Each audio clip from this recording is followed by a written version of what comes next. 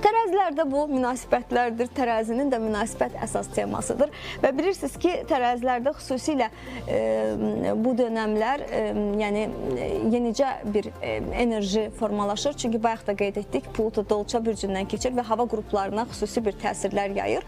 İndi bu dönəmdə tərəzilərin münasibət evindədir xüsusilə bu keçid. Demək ki, onlar da yeni bir münasibətə başlaya, münasibətlə əlaqəli ciddi bir qərar verə və yaxud da qəti bir qərarla münasibəti bitirə bilərlər. Yəni bu dönəmdə onlar üçün belə bir mərhələ olacaq. Əqrəblər özəlliklə də dünyada ən belə vibe ilə önə çıxan bürcdür yüksələn əqrəb.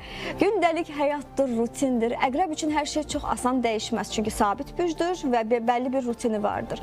Amma bu dönəm təbiətin də yenilənməsi ilə əqrəblər 6-cı ev yeni ayında artıq bəlkə qidalanmada, bəlkə bəslənmədə, bəlkə həyat rutinində, bəlkə idmana başlayacaqlar. Yəni dönəm içərisində belə bir təsir alacaqlar.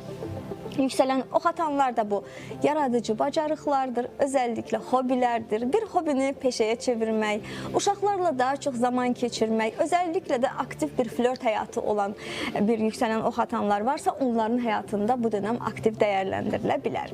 Yüksələn oğlaqlarda bu səfər baxın, xərçəng üçün karyera idi, oğlaq üçün isə ev, yuva, ailə temalarıdır. Oğlaq ümumiyyətlə evdə tapılan bürc deyil, özəlliklə iş həyatı səbəbindən daha çox aktiv bir karyera quran bürclərdəndir. Amma bu dönəm fokusunun evə yönəlməsi gərəkəcək. Ev, yuva məsələləri. Bəlkə evdə təmir olacaq, bəlkə evdə yenilənmələr yaşanacaq, bəlkə ailə böyükləri ilə daha çox maraqlanmalı olacaq bu dövrdə.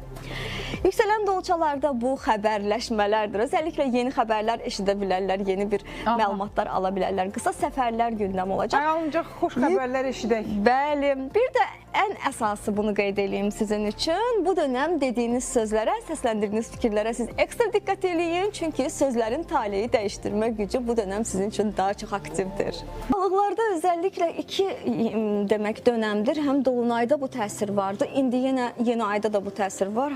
O deyirlər, hadi xeyirlisi.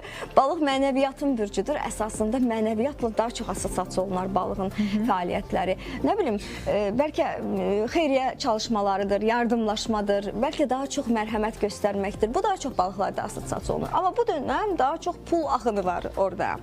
Və öz dəyər enerjisi balığın aktivləşəcək. Bilirsiniz, balıq sərhədləri olmayan bir bürcdür və bu dönəm artıq Saturn balıqdan çıxdığı üçün daha biraz sanki özünə gəlməyə başlayacaq və maliyyə resurslarını daha bir gözdən keçirəcək. Özəlliklə qazanc strategiyası dəyişə bilər balıqların və yeni qazanc fürsətləri yarana bilər.